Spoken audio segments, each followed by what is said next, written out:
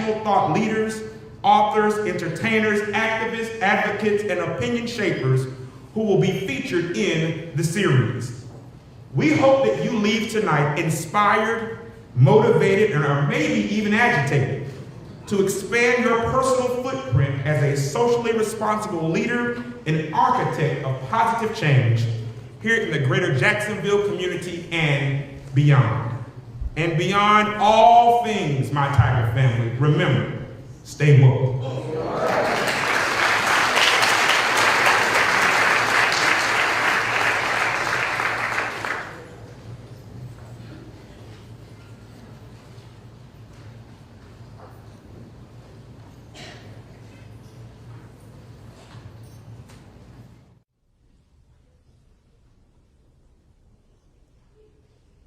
Let's give President Faison another round of applause.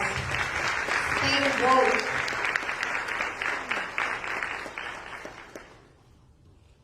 I would like to now introduce Ms. Siobhan Davis, who is a junior, a psychology major, and Student Government Association Sergeant in Arms, who will introduce the one and only, the legendary Dr. Nikki Giovanni. Ms. Davis.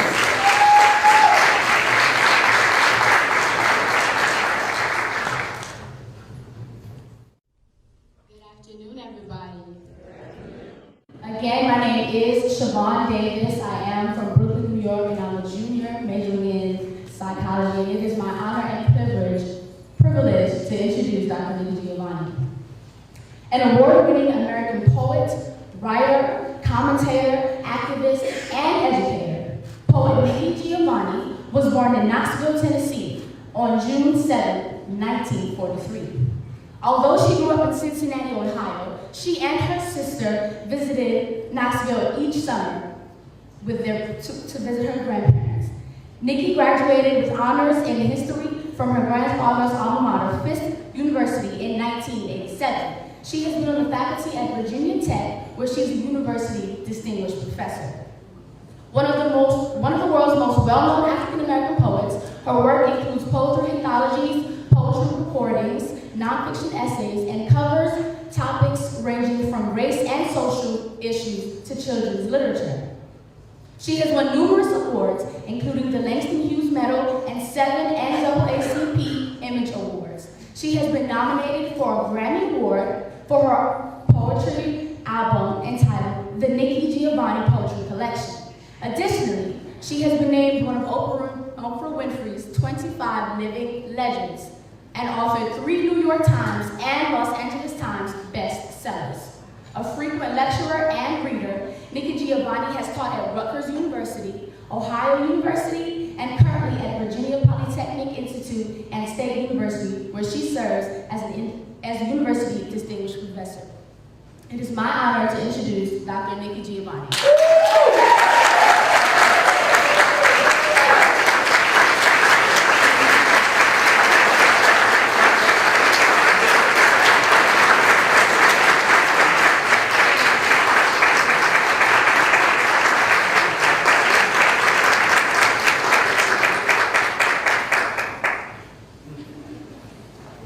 Shorter than everybody's.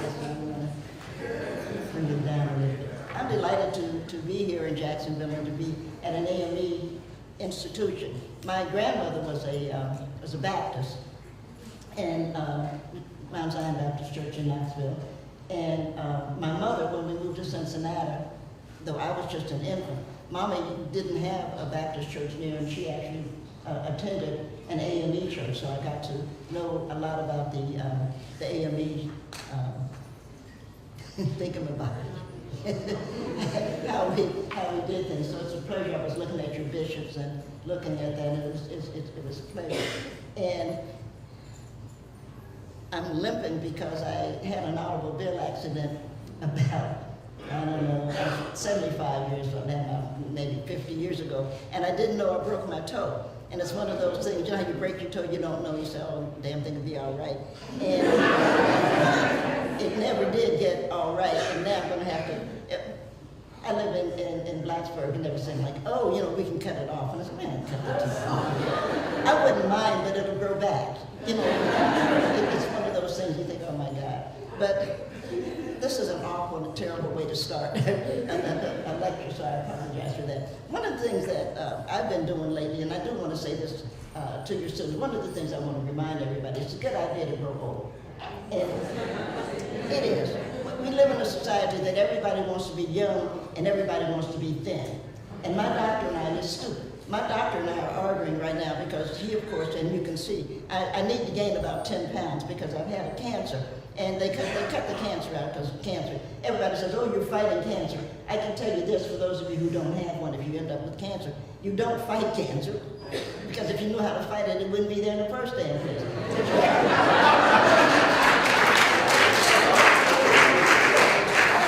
What you're trying to do is you're trying to find a way to live with it. And so what happens is that you lose a lot of weight. I do not suggest cancer to lose weight. Let me say that. But I've been trying to remember, we had dinner last night, I was trying to remember, I should eat ice cream. They keep saying, you need to eat ice cream. And I didn't realize how little I liked ice cream until all of a sudden the doctor said, you need to eat ice cream so that you can get fat. I can tell you this, because I happen to like the Food Channel. I don't know if you look at Food Channel. I do. Beat Bobby Flay. One of the things that I would do is die and go to hell before I eat Kentucky Fried Chicken. I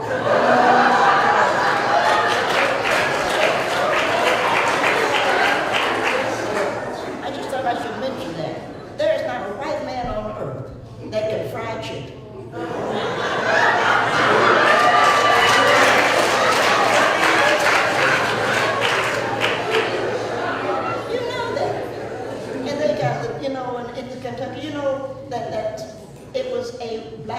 Slave that was frying the chicken. So there's things like that that make you mad. And so there's some things you have to stand up for. And I know I will never, ever eat KFC. Because, the colonel didn't do diddly squat. We get tired of people taking that. But that's neither here. They're going to work this out because there's a hum. It's not my fault. And I'm going to continue to rattle until they get it straightened out because it's a mess. Oh, I know it's about you. I was so glad when I walked in, of course, to see my sorority sisters. I got to tell you this, I'm a Delta. I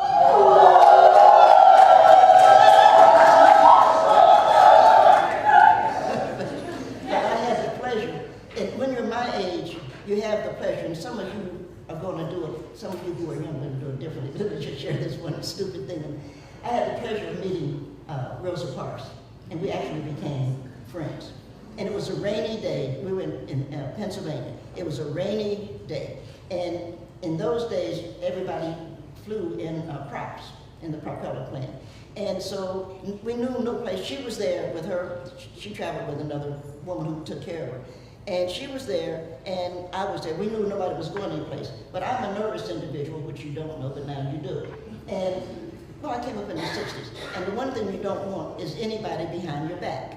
So any room that I walk into, I always know what's behind me. It's what I do. And so when I walked in, I knew we weren't going to go anyplace because it was raining, and no, it was storming actually.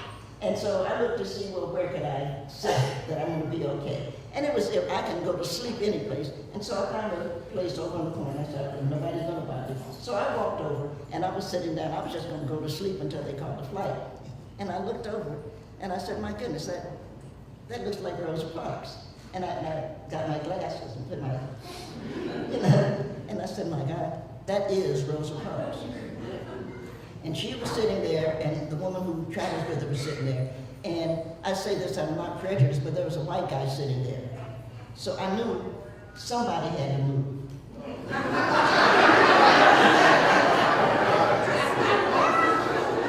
Now, I may be foolish, but I'm not a fool. So I knew that black woman wasn't going to move. So the question was, how do I get the white guy to move? Now, I could do a couple of things. I could walk over and say, sir, excuse me, you're sitting next to a social icon, and I would like very much to have your seat. In which case, he would know he had something and he wouldn't move. Or I could do that thing that we do, it's called bogarting. I don't know if you know what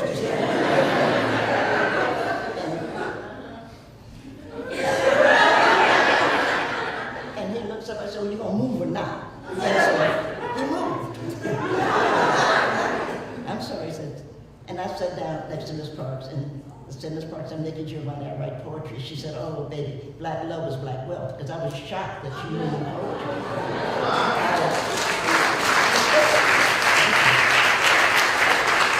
I was thrilled. So we started talking. We, through the years, got to be, she had moved to Detroit because they were going to kill her in Alabama. And we got to be friends. And there's no point, when you're talking to an icon, there's no point in discussing what was done. So I was never going to say, how did it feel to be on the bus? None of that, because she's done all she's going to do. But one day we were having, I'm a coffee drinker, some of you know, and she was a tea drinker. And one day we were just sitting there and said, Miss Parks, it's amazing to me, when I think about your life, that you only made one mistake. And Miss Parks is a very calm woman, and some of you know, very, but her face dropped a little bit. And she said, and what would that be, baby? I said, you went AKA. We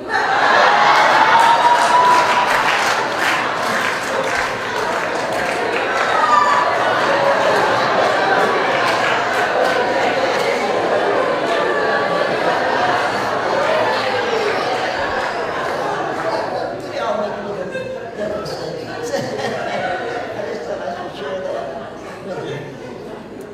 I do teach at Virginia Tech, and I want to mention Tech because some of you are thinking about graduate school, and I hope that you will consider, if not Virginia Tech, some school like that. You're very fortunate to be at an HBCU, and I'm sure that your president, Dr. Faison, or anybody else will tell you, one of the things you must do is give back.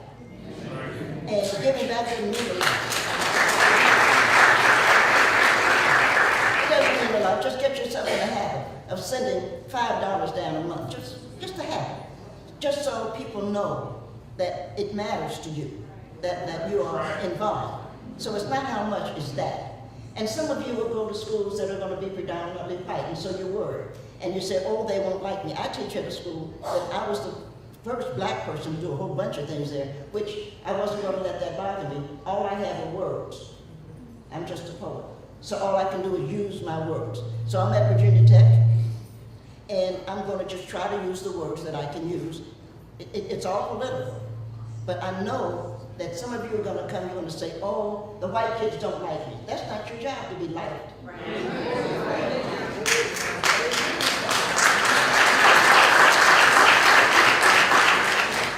It's your job to go and to get something done. Because the truth be told, you're not going to like some of the white kids. Because some of them are stupid, some of them are racist, some of them are ugly, some, you don't like them. You're not going to like them.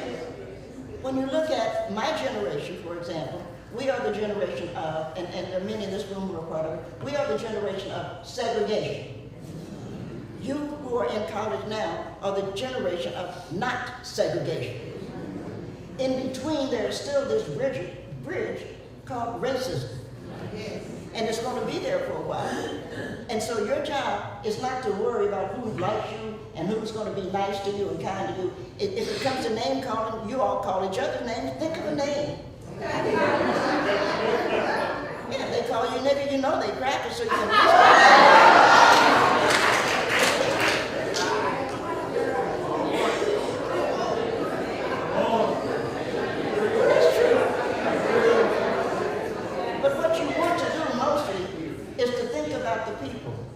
gave their lives so that you could live in a world of non-segregation. Think about the people whose heads were beaten in. Think about the people who were lynched, who were shot. Just think about the people who died, who gave up so much. And you think it's hard to go to a school because some white kid doesn't like you? Get over it. There's a great woman whom we all know and we all should love, named Fannie Lou Hamer. And Miss Hamer's from Ruralville, Mississippi. And we're going to have an election coming up. And if the election that's coming up is like the election we had in 2016, they're probably just going to cheat all of us. Well, they cheated and let that fool in the White House.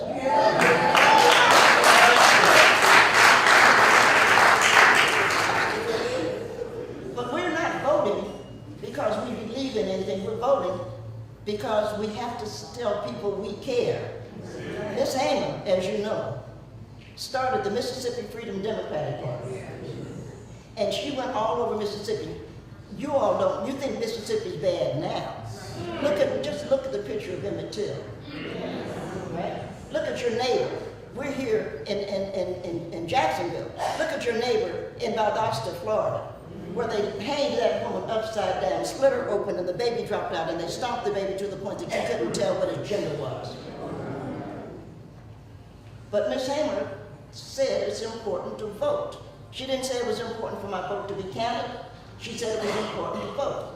She collected her people. They rented a bus, and they went to Atlantic City. If you recall, Lyndon Johnson, who was the only president, if you ever on Jeopardy. Lyndon Johnson is our only president. I just thought I'd help you out.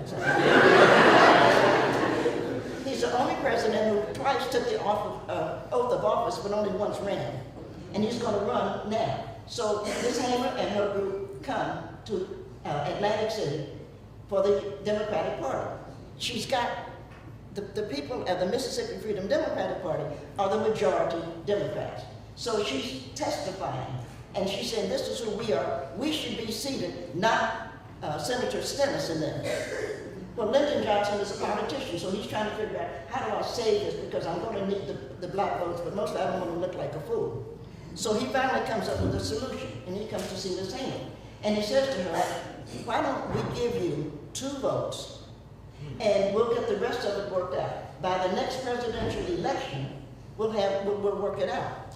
And Ms. Hamer said to him, and I quote, I didn't come here for no 2 votes. And she got on her bus with her people, and they drove back to Mississippi. Now, Ms. Hamer knew a lot of things, and one of the things she could count on was when they crossed the border from Mississippi, they were going to stop that bus, and they did. And they pulled her out of that bus, and they laid her on the table like that, and they beat her till her feet were just shaking. They beat her terribly. And I always said, no matter what's wrong with me, no matter what, I'm going to vote. And it doesn't matter if I want to vote for or against. If I want to say go to hell, I'm going to write something on that sheet. Because Ms. Hamer took that beating so that you and I could vote.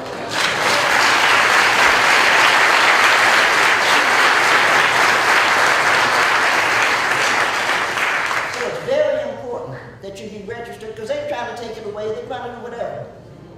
And that fool in the White House needs to be not just impeached, he needs to be burned in hell.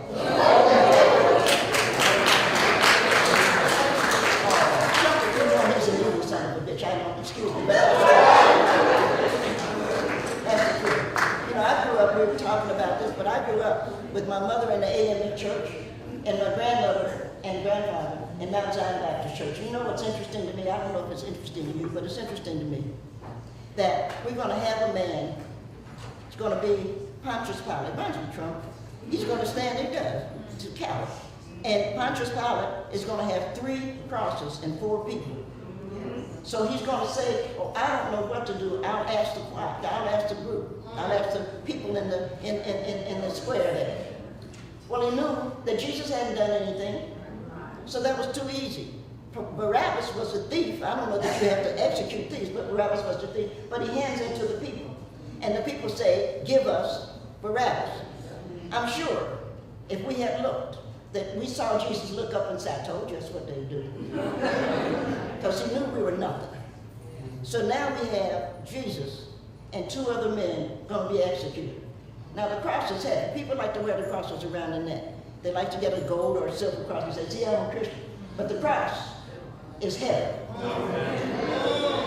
You can go on, you can ask your grandmother. You can ask people that you know. The cross is heavy. And there was a man there, and his name was Simon. He's a Cyrenian, and we know that he's a black man, in other words.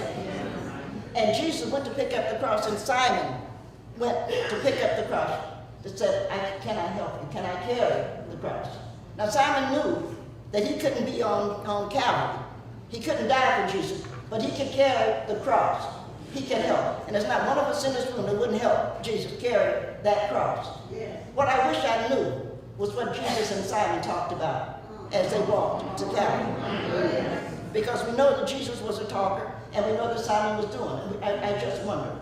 But when they got there, he had to hand the cross to Jesus. Now I don't know, maybe somebody knows. I don't know why they put Jesus in the middle. Because they could have put him on either side. It would have been a different situation, wouldn't it? But they put him in the middle. And so they nailed him to the cross. We sing a song about that. Now we got Jesus on the cross, and he's in the middle of two men. And Jesus was a polite guy. You know Jesus. No, he tried to be comforting, didn't he? So he turns to this man on the right just to say something nice. And the man on the right is a fool. And he says to Jesus, you know, you say you God, but you up here with the rest of us. And what I love about Jesus was that he recognized a fool when he heard one. And so he just turned away, because there's no point in talking to him and trying to explain nothing. He just turned away, and he turned to the man on his left. And the man on the left said, I believe you are God. And Jesus said, you will be with me today in heaven. I wish I knew the song that Jesus sang while he was waiting for his transition. But I know, as a Christian, that the fool on the right has got to be resistant and not turn to you. You got to talk to the people on the left, because those are the only people that care about what we're doing. And we see it today.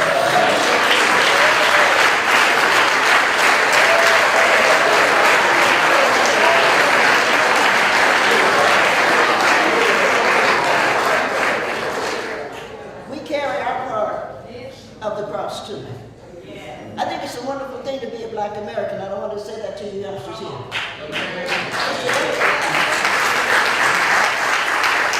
talked about it. I was reading a book on Frederick Douglass. I like Mr. Douglass. He's cute.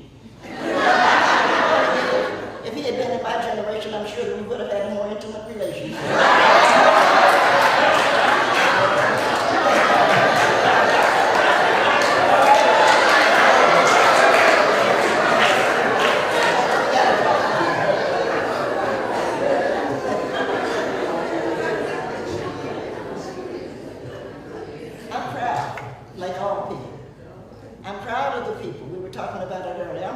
Slaves who escaped. I'm proud of them. I live in Appalachia. I was born in Appalachia. I'm proud of the people who got on that road and found a way out of slavery. But I got to tell you, I am incredibly proud of the people who stayed.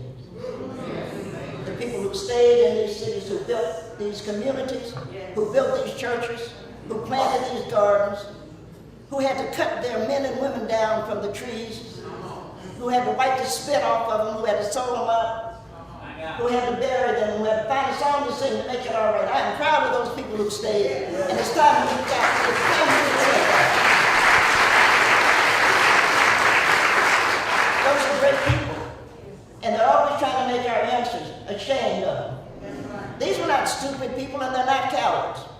They were great people, and they said, this is our home, and we are going to build something. We're going to make something so that when you come up, the next time you can build something, and you can build something. And we all have a little bit that we're building, and you got to be proud of the people who can come to what we've come to in America, to end up with a fool like Donald Trump, and we will still continue to build.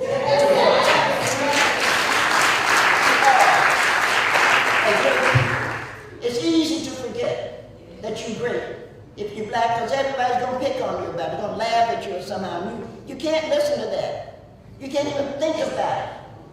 Because look at what our people for 200 years have come through. It's our people who gave this country, not just this institute, but who gave this country a song. There was no songs. Think about America before that. We're the ones who created the spirituals. We're the ones who did the language. We say we speak English. We don't speak English. Not a person in this room speaks English. I had the pleasure of meeting the Queen.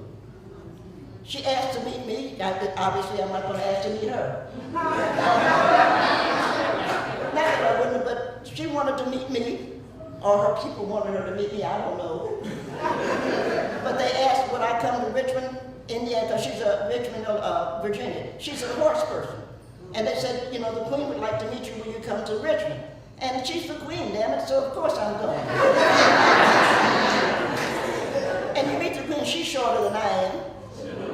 She speaks English. And you meet the Queen, and she says, how are you? And you say, ma'am, it's a pleasure. You know, you do that thing. But I wanted to say something else to her. And meeting famous people is hard, I can tell you that. Because they're so used to meeting people that they don't pay any attention to you. You have to find a way to get their attention. And so I'm standing there, but I know enough about really famous people because I know enough famous people. So I was just going to wait a minute, and she realized I hadn't moved. And so she looked up and I said, "Ma'am, we have something in common." And I shall never forget what she said. She said,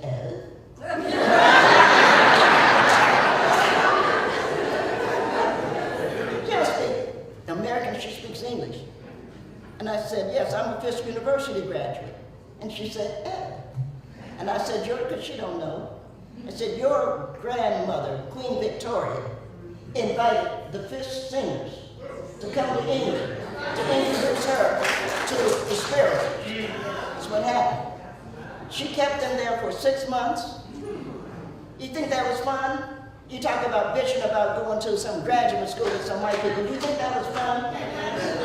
They were right out of slavery.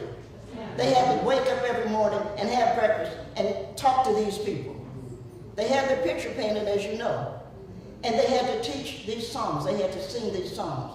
And Queen Victoria said, "Where are you from?" I don't know what Victoria sounded like, but where are you from? And they said, "Nashville." And she said, "That must be a musical city." And that's how Nashville became Music City, because of Victoria. That's the fact. And we know that the Crown has had a close relationship with black people for a long time because Harry just married one.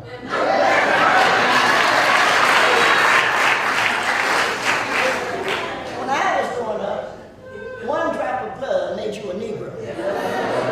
Now, if you marry into the throne, the Crown of England, you are somehow bisexual. That's crazy. Fisk and Harry need to be closer. And that's the truth. They need to reach out to Harry because he's sixth in line for the throne. I'm saying that, can I just get you all to turn the light on my eyes? Both of you, please. It's blinding me, thank you. But we know that Harry is sixth in line for the crown. You too, man. We know that Harry is sixth in line to the crown, which means that in order for him to marry, he has to have the Queen's permission. So we know that the Queen is doing something. She asked to meet a fool like me, and then she let her son marry a black man, a black woman. So I don't know what they're doing, but it's interesting. And it's something for us to watch and be proud of. But I started this because I just wanted to mention that when we came to America, and we did not want to come to America. We were sold by Africans and purchased by Europeans. And we came to America, we had different languages. There is no such thing as Africa. The languages are all different. So when we came here, they had to learn our language to teach us what they wanted us to do. And we had to learn their language so that we could do it. The language that emerged is American. It would not be the same without you and me.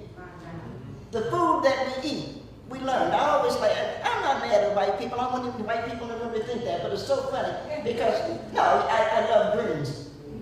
Probably most of you like greens. And if you don't like greens, you're missing something. But white people always want the best for themselves. And so we had now, the slave is cooking the greens, and the white people think, oh, I need the greens, and they gave us the pot liquor. And we got strong. And we grew, and we got better. I love black people for that. And I know we laugh at chitlins. Everybody, ooh, I don't like no chitlins. That's because you either don't know how to cook them.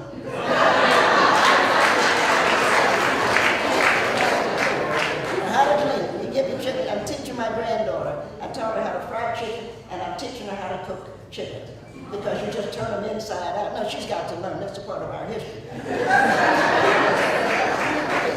And it's a good part. And I'm not going to let somebody take that away from me, from her, that she doesn't know. Because when I'm gone, who's going to teach her? I'm the last oldest person in my family. There are only 8 of us left. If I don't teach Kai, her name is Kai. If I don't teach her chitlins, who's going to do it? One day, she's one of the girls. We have very few girls in our family. And one day, she's going to have to teach her daughter or her granddaughter. Because this is something to be proud of. So when I was invited here to this school, at this place, in Jacksonville, at this AME institution, I couldn't have been prouder to have accepted this invitation, because I know that what we're doing here is important.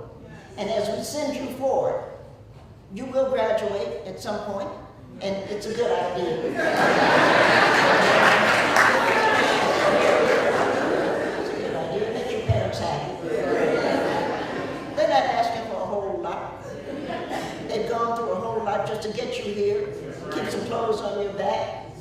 If you're lucky, you'll go on to graduate school. And if you're smart, you'll find a way to get a scholarship or something.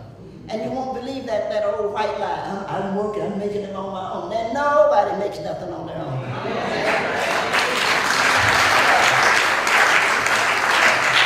Somebody helps everybody do something. So you have to learn to accept the gifts that are given to you. And you have to learn what your gift is. Some of you, the only thing you want to do is sing. And your parents don't understand that, because I'm a parent, we don't understand that. We want you to get a good job or something. But you want to be a hip-hop person. And you're not going to be Kanye West, because he needs to be put in a hospital.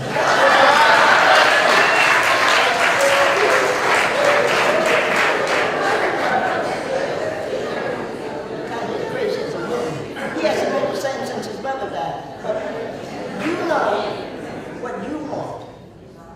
And all we want you to do is to smile at us and say, I'm going to be all right. It is well.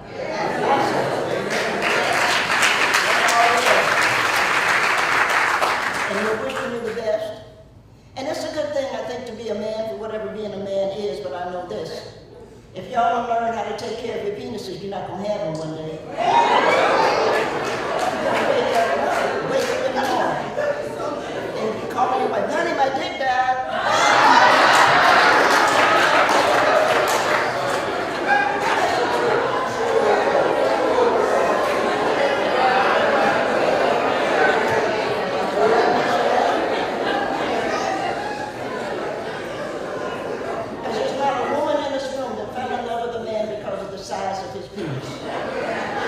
So that's a game men need to quit playing, and it's a game that black men shouldn't let anybody play with you, because these are not the things that are important.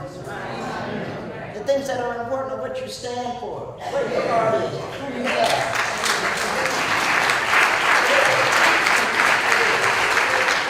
And that's where we have to go. You can't keep letting people have you involved in stupidity. If you make a child, then you're a father. You know the best father on earth, and I'm sure we all know this, is Father Penguin. Because Father Penguin, when Mother Penguin lays an egg, Father Penguin comes. He doesn't ask whose egg is it. Amen. None of that.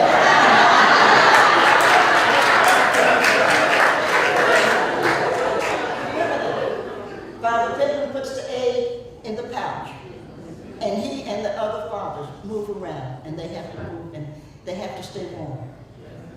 Sometimes the egg isn't going to make it. When the spring comes, the egg that he has worked all winter with is not going to make it.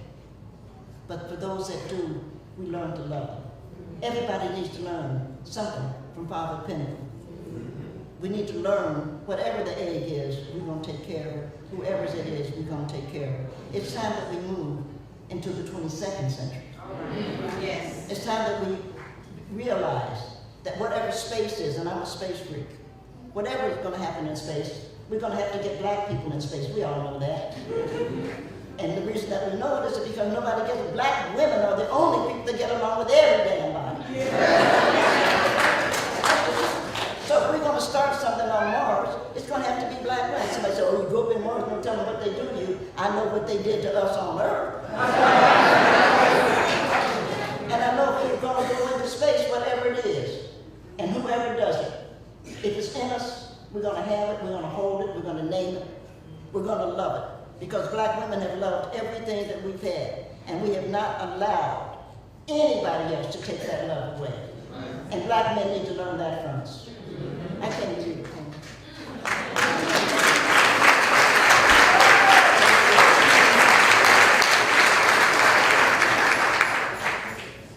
And yeah, this is a love poem.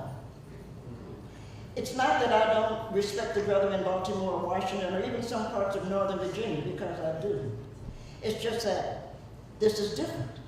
The brother who had to wake up before dawn, get into his car, which may or may not need a new muffler, a new set of spark plugs, some attention to the motor, but who decided nonetheless, yes, he had to heed the call to go to Washington, D.C. That's the brother I want to talk about.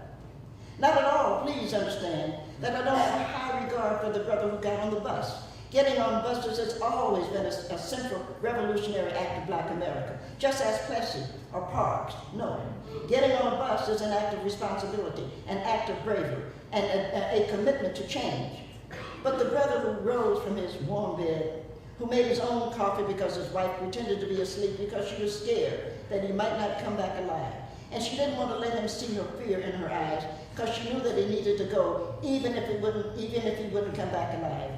That's the brother I want to talk about. I want to talk about the younger brother who just doesn't understand why everything he does, no matter how hard he tries, never seems to come out right. How if he goes bowling and got 9 pins, the 10th pin would just stand there, mocking the ball, heading for the gutter. How if he bumped into somebody on the street and said a simple, "I'm sorry," somebody else would jump in his face. But if he didn't say anything, then someone would say he was uncouth. And how sometimes people would even deliberately run into him. So he joined with other people like him. And instead of calling it a benevolent society or a brotherhood or something wonderful and romantic like Elks or Masons or Lions or Rotarians, they called it a gang, indicating it was a nest of vipers. And terms like that, indicating things that we find dirty and unacceptable. How when 4 or 5 white boys rape a mentally handicapped girl, they are just exercising bad judgment.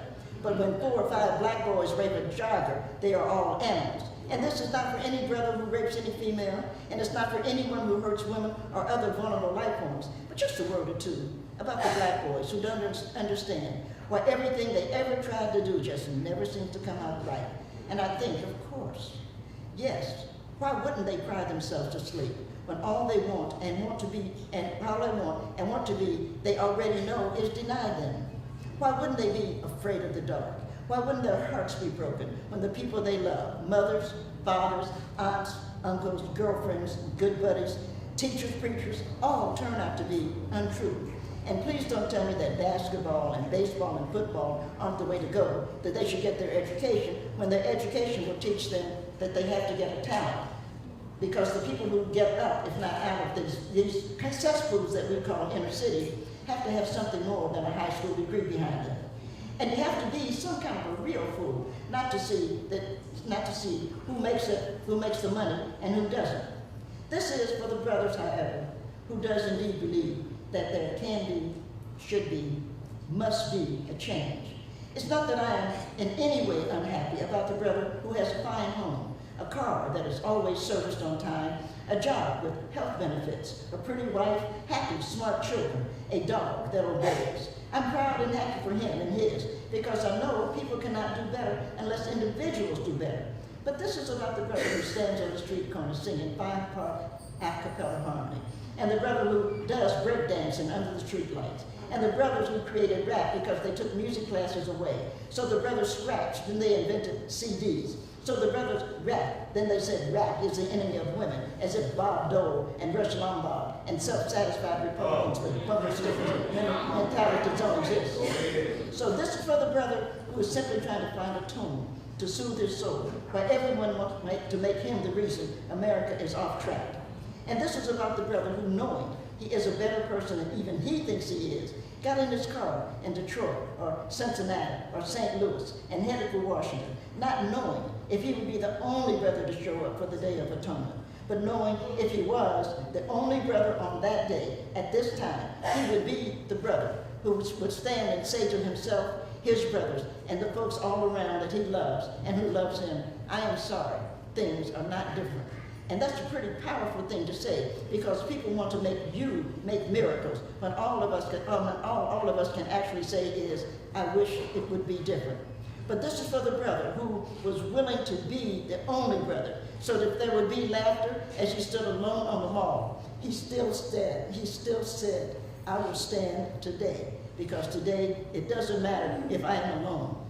I need to stand and testify, and yeah, this is a love poem for that brother who decided this one point in time, I will be my better self. And we are all so proud of you.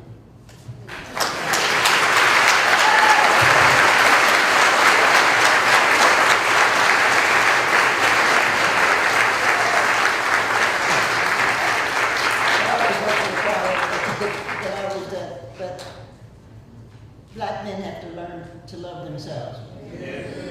We've loved you. You have to learn to accept that and to love yourself. I'm going to close on a poem because my father had issues. That's the nicest way to put that. Gus was a fool, but that'd be another discussion. He got sick. We didn't get along. That understated too. If you said to me, you know, what were you doing, you know, Saturday night at about 11 o'clock? I would say I was listening to my father hit my mother, because I used to say I was listening to them fight, but they weren't fighting because she wouldn't be able to hit back. You know, he would be hitting her. And it was crazy. But I was living in New York, and I got a phone call one evening, and I have a dog named Duke, and I have a son. I got a phone call, and it was my mother. She said, Nikki, I want you to know your father's in the hospital. Well, I know that she wasn't calling for me because I didn't care if he was in the hospital.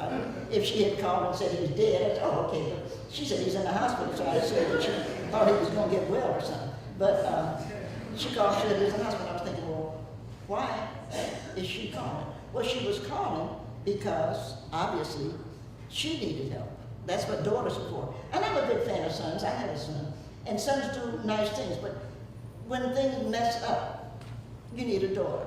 So I knew that when she called, she needed me. So that was real easy. My sister was living in Seattle, and so Gary called me, and Gary was like, you know, what do you think we should do? If your mother's calling you at midnight saying your father's in the hospital, that's too easy. You have to go home. So I just said, yeah, I don't know, you know. But the next morning, I had a little Volkswagen. The next morning, I got up and packed up and went to Cincinnati. And so that was good. He did get well, by the way. Gus got better, and he finally came home. So now we're going to have a problem. No, I'm not going to have a problem. He's going to have a problem. And so we're back and forth, and he's trying to run. You know how people try to run things, they're sick anyway, he's got a stroke. He's going to die. And it's going to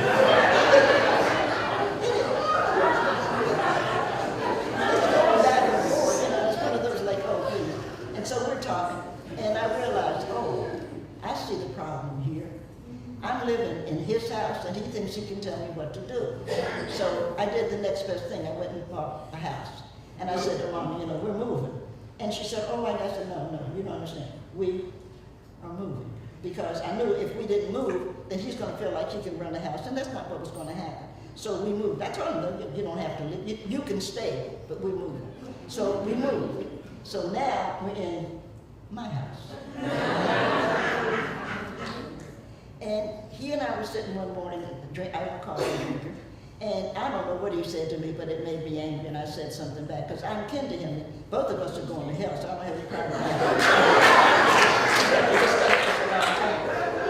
But he's had the stroke, so he's limited, but he got mad, he's got ready to stand up. You know how they're going to.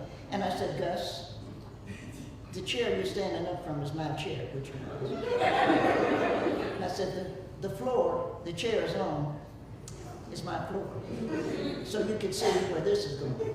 So now he's going to go into the bedroom. I said, the bedroom you're getting ready to go into is my bedroom. And the bed you're going to lay down in is my bed. Now let me share one little thing with you. For the rest of your life, this is the way it's going to go. When you wake up in the morning, you are going to smile at that woman that has put up with you. And you're going to tell her how much you love her and how much you would miss her if she weren't here, and you appreciate what you're not. Do I make myself clear?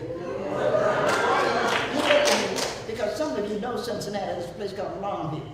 And if you're not able to do that, I'm going to put you in Longview, and we'll never see you. And I meant that too.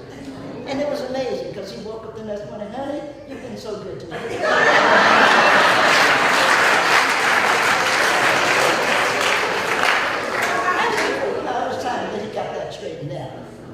He died, of course, and we buried him, because that was all that's going to happen. But Mommy and I were sitting talking. Mommy's a beer drinker. I'm not. I cook with it, but I don't drink it. But Mommy and I were sitting there, and we were talking. I said to her, you know, Mommy, you should have married me. And she said, well, honey, if I had married you, I couldn't have gotten. How would I have gotten it? I said, I don't know, but I know some of you all are smart. There has to be a way for human female to be able to lay an egg, and we can tell which ones we should keep and which ones we should keep. So it's something we have to look at. So after Mom and I lived together for almost 30 years, and I wrote a poem. I married my mother. Because I had a seizure. And a part of the seizure was that, and I think it happens, and if you end up with a seizure, is that I never learned to let emotion out. And so I never learned to cry. If you keep holding it in, you're going to have a stroke, you're going to have a seizure. I had a seizure. And so I was keeping it in, and I found my doctor. I said to my doctor, Greg was cute. And I said to Greg, you know, Greg, I think that the problem is I hold emotion in, and I need to learn to let it out. He said, oh, I don't know. He said, you're black woman. He said, well, you probably eat too much salt. I said, Greg, don't they take, no matter what it is, you eat too much salt or you're too heavy. You know, and your toe is broken. Oh, you're too weak. You know, I mean, and I said, Greg, I'm giving you a gift, because what you should do is take me and make it the Nikki. And when people come in, you can say, oh yeah, you got the Nikki, and you should be able to. I did him a great favor, but he hasn't understood that yet. I wrote a poem, and I'd like to close on this. It's called I Married My Mother. I know crying is a skill. I automatically wipe my eyes, even though I know crying is a skill. Maybe I did, maybe I will learn. My mother did when she thought I was asleep. I think my sister did, sleep. But sleep is as difficult to me as crying. I laugh easily and I smile and withhold any true feelings, except once I fell in love with my 8th grade teacher and spent the rest of my life trying to feel safe again. Though maybe I'm safe now, after almost 30 years, which is a long time, as I live with my mother. Maybe that's not a poem.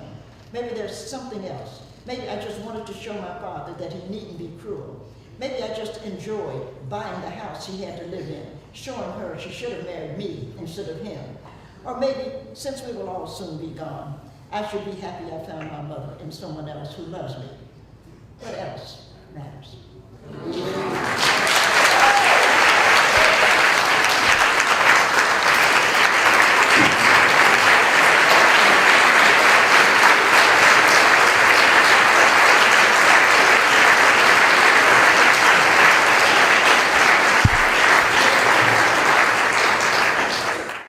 Didn't I tell you? Let's give Dr. Giovanni one more.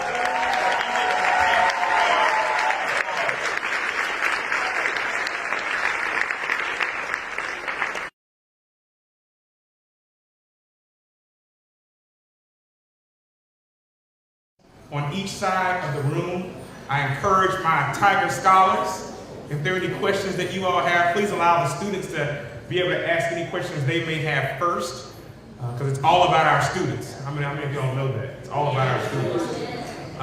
So if there are any persons that have any kind of questions, go to the microphone. There's one on the right-hand side, there's one on the left-hand side, and Dr. Giovanni will be happy to answer about 10 or 15 minutes. Sure.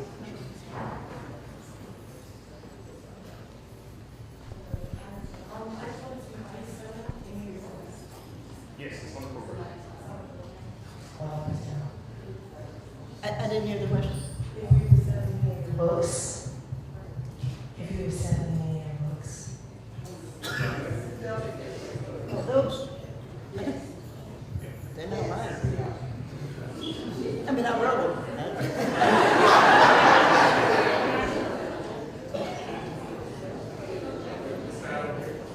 The advantage of being a poet is that we begin and end when we feel like it. But we also don't get moved. You know, there's a new movie out called The Hate You Give. And I wish you will. Hello. My question is, for any writers, what would you say to them if they're struggling to find their voice or their writing style in their poetry? I think the most important thing for any writer is to read. And people forget that. You know, you got to read something every day. You don't have to write every day, because every day you don't have something to say. But I think it's important to read. And I think it's important that you, as young people, realize that I don't mean to keep saying it, but say I'm 75. And so some of the poems that I wrote when I was 25, I wouldn't think of writing today. Some of them were very good and some of them aren't. But I'm 75, so my voice has changed. I've learned something. And my responsibility to myself is to continue my journey with my own work. And I think that that's what's important. So you begin to say, oh, this is what I want to say. And of course, you know, being in the South, and I'm a Southerner, you also have an opportunity in church. You know, at Mount Zion Baptist, every Sunday we had to do something. We had to send, it was always, you know, Father's Day, Mother's Day, Aunt's Day. It was always something. We had to stand up, we had to read some part of the Bible. And all of this was good because it kept you being comfortable in front. It gave you a physical voice, and then you begin to see, oh, that made sense and this didn't.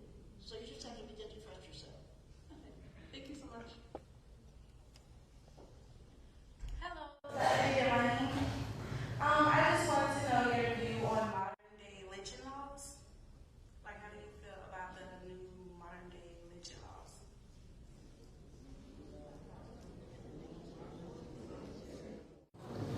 Lynch, the modern day lynch. Sorry. The modern day lynch. The modern day. I'm sorry.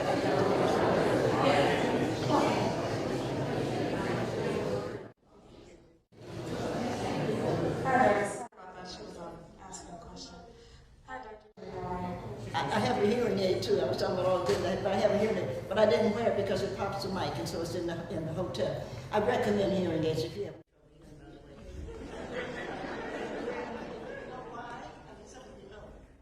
It's important because your brain, a hearing aid doesn't really help you hear it. It tells you sleep, and you'll end up you'll end up. Losing your hearing. Yeah. How do they call that? What do they call that? Your brain goes to sleep in its bed. You asked me about modern day lynching? Yes, so my name is Imani, and I'm a high school teacher, and I was talking with some of my students about some hangings that happened this year. They were interested, so I wanted to know what your thoughts were about those recent happenings. We were doing research about how many times it's been appointed to have these things ended, and from what we researched, it was 240 times, but they still haven't completely been stopped. So I wanted to know what your views are about that. I know that it's a bad idea. I don't think policemen should have guns, and I don't think that the white nationalists should exist. And we do know that Donald Trump is responsible for a lot of that. And I think that it's only fair to say that. That doesn't, I mean, I wouldn't go to the White House if I was invited, but I won't be invited. But I wouldn't, you know, really wouldn't. But I think that we have to admit that Donald Trump has caused a lot of racism to come back. And I think this thing, the strangest thing I've seen lately is this thing with Kanye West. I just think, you know, I don't know, is he on drugs or what's Kanye up to? But I think we have to call it what it is. If that's all you could do, we can at least do that. And, you know, we had that sign in the ACP in New York a long time ago. Said a man was lynched today. And I think if we did it again, we would have to say a woman was lynched today. Mm-hmm. And because we forget. And if you've been over in the lynching museum, you saw it.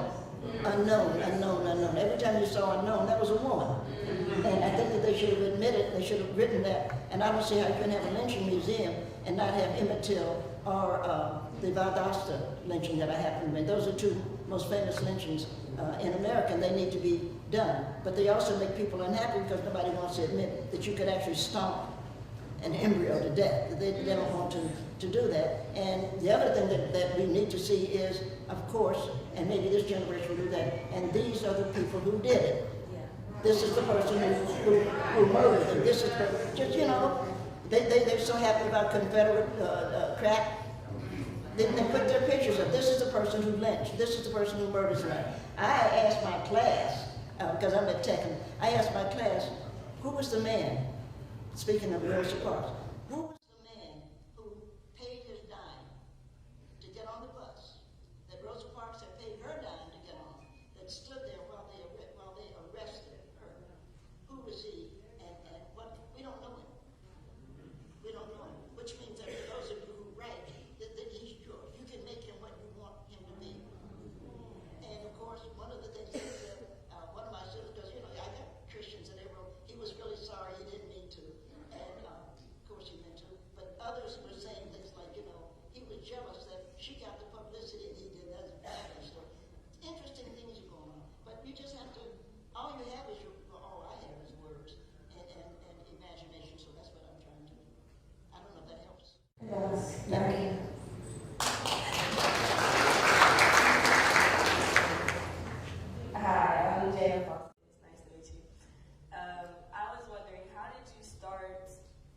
yourself out and making yourself known in poetry? I didn't and I don't, and my answer to that is going to be no good. Being known was never it's just never what I was about. I feel sorry for you all because I think as a generation, you think it's important to be known.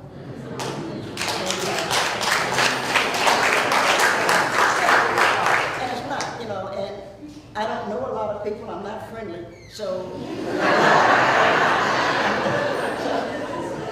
what I cared about, and I mentioned two of them, I sincerely do care about grandmother. So doing something that I was hoping she would be proud of was important to me. I graduated from Fisk University. My grandfather graduated Fisk in 1905. I graduated in 1968. And it meant a lot to grandmother because she's going to die shortly after that. Grandpapa didn't see me graduate from Fisk, but grandmother did. But between here and there, I've made a lot of what clearly is a mistake. And one of the things, our chapel at Fisk is not much larger than this. And John Lewis, one of my freshman year, John Lewis was at Fisk.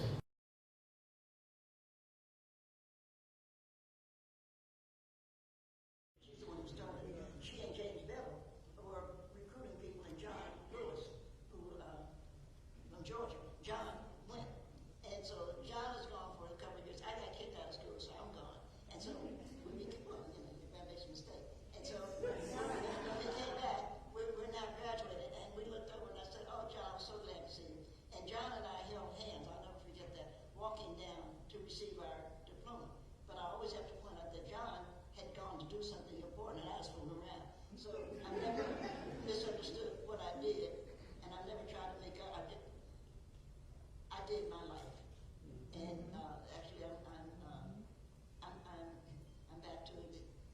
One song that they will sing at my funeral. It is well with my soul. I've done the best that I could do.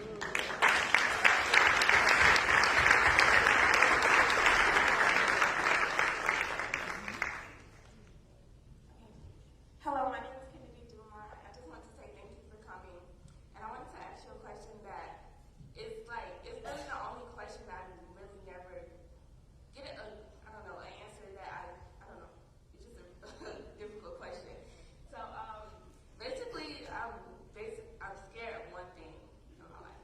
Just one thing. And it's when I'm here, I'm a freshman, and I'm here majoring in biology to become a medical doctor. And I am going to be a medical doctor. But the only thing that I'm afraid of is going into an industry that's really dominated by white people, white males. How do I succeed in that type of environment when, I've been around black people my whole life, like elementary, middle, high school, college. How do I never had to face discrimination, but I know it's coming in a way. So how do I succeed in that? Honestly, and again, I mentioned, I feel sorry for your generation because success is that's your decision, what is success. And what you want to do with your life and how you want to do it. Nobody can define that for you. And I worry about you as a generation. I don't mean you because I don't actually know you, but I worry about the generation because you're letting outside things affect who you think you are. And every generation,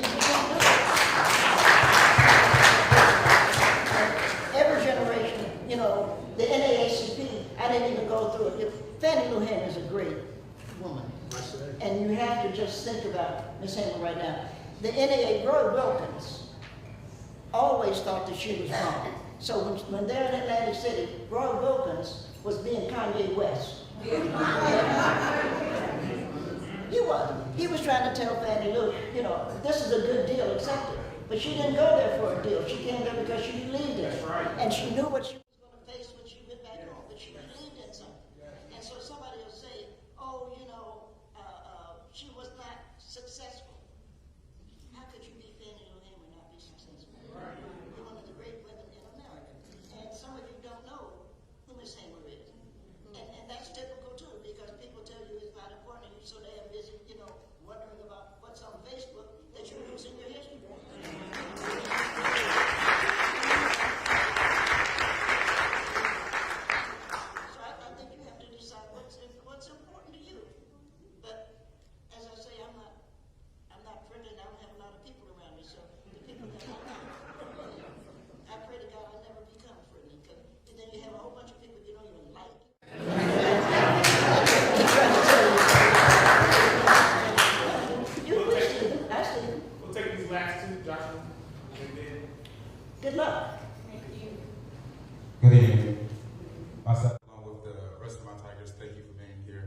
My question is, as an African American poet, did you ever face any problems getting your work published, and who or what inspired you, gave you that drive to write?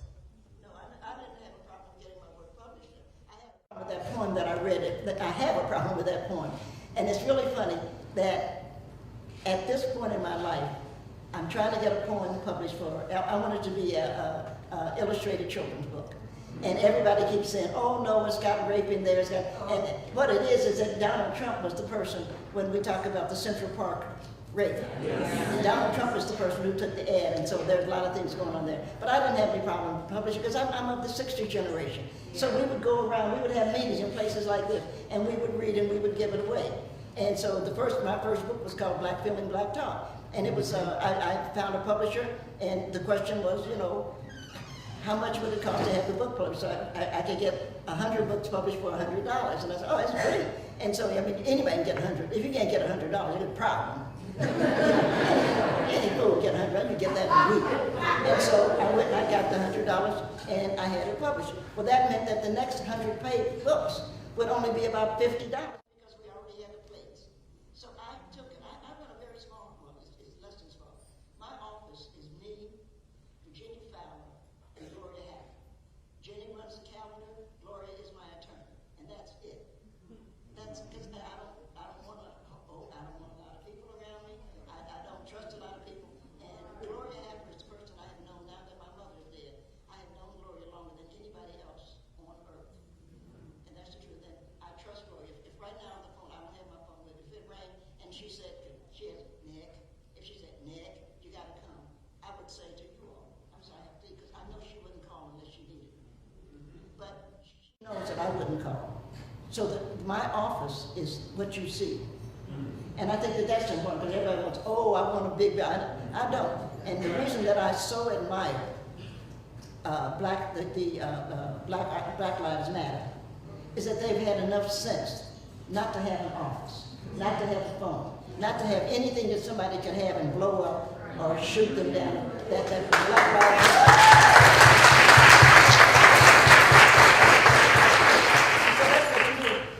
Make sure you're not trying to please somebody that you don't know or like. And I don't know how else to say that, because you are the generation that keeps saying, oh, this is what's important, but it's not. You know, your sanity is important. Finding somebody to care about you is important. Getting a divorce when it doesn't work is important. There's a reason to pencil separations. And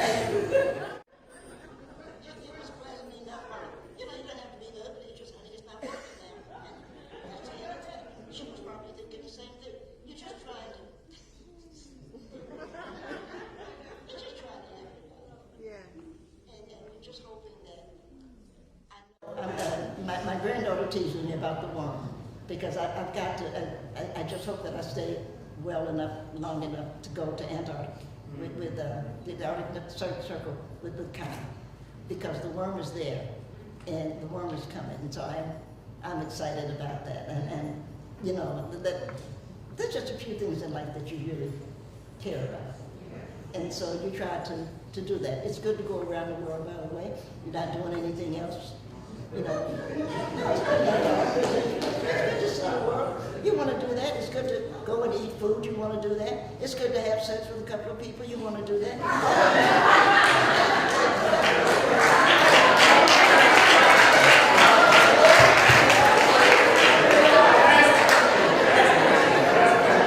What you want to say about it? You won't let me come back.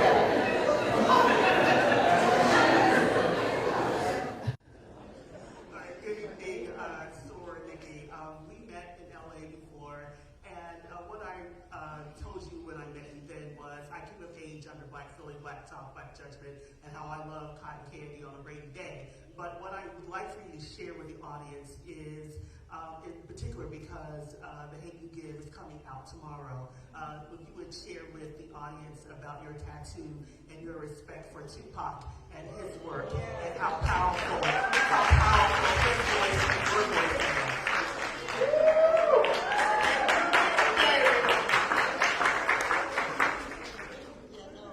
Nobody wants to lose a child, and then that's any of you children out there, nobody wants a phone call that says you're dead or something like that. And when Pop was murdered, I didn't know Pop and I didn't know Afeni, his mother. But I thought that as a mother, Pop was the same age as my son Thomas. And I just thought I had to do something. And so I was living with my mother. And I said to Mama, you know, I said, we've got to do, that we was, you know, we got to do something. She's looking at me. I said, I think I'll get a tattoo because, you know, Pop had all of those tattoos. And my mother had enough sense to know whatever she's going to do, I'm not a good person to say no to. And so she was like, oh, okay, baby, you know. And I said, I think I'm running down the side of my face. I just thought I'd run. And I could see her mind was going. And she said, I see your point, baby, but then you won't be able to see it.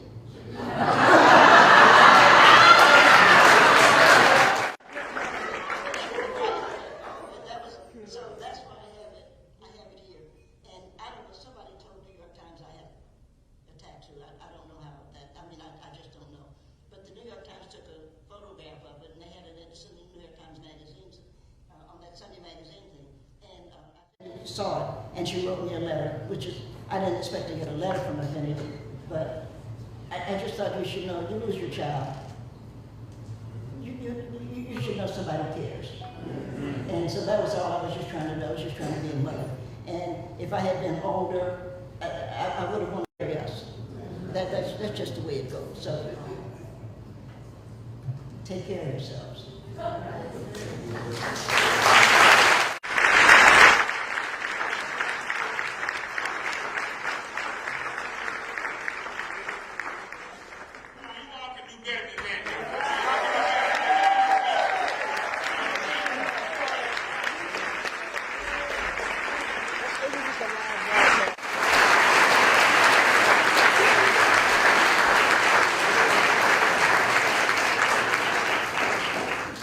Dr. Giovanni, on behalf of our distinguished Board of Trustees, Chair of our board, Bishop Adam Richardson, we certainly would like to present you with this certificate, gratefully acknowledging you as our inaugural speaker for the President's Distinguished Series here at Edward Waters College.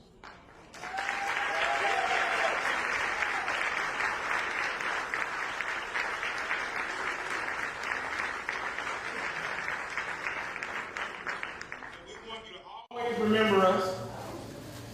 I know that you are a fashion icon, and we want you to become an EWC aficionado, and we know that you like hoodies, so we've got you in Edward Waters College hoodie. We hope that you will wear it with pride.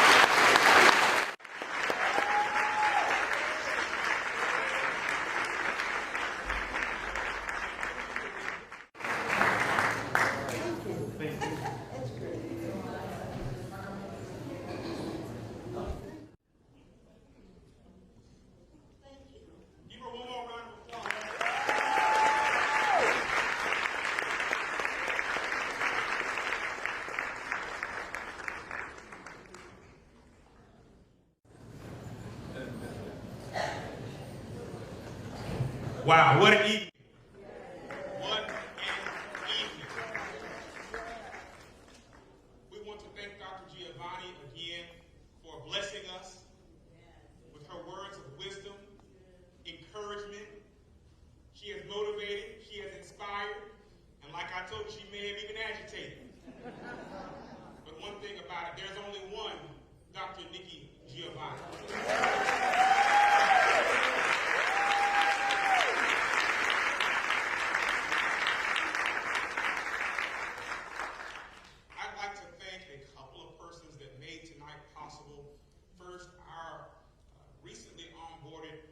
Associate Provost for Faculty Affairs, Dr. Monica Kasi. Would you please stand? Dr. Kasi.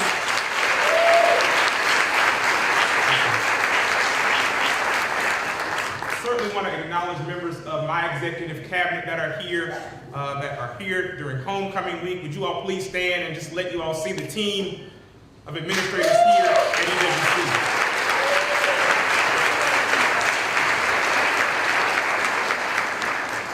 know we have guests here. If there are any elected officials that may be here, if you please stand. I don't know if we have any elected officials at all, but we certainly want to acknowledge your presence if you are here. If not, last but never least, when it comes to Edward Waters College, I want all my students to stand and be recognized.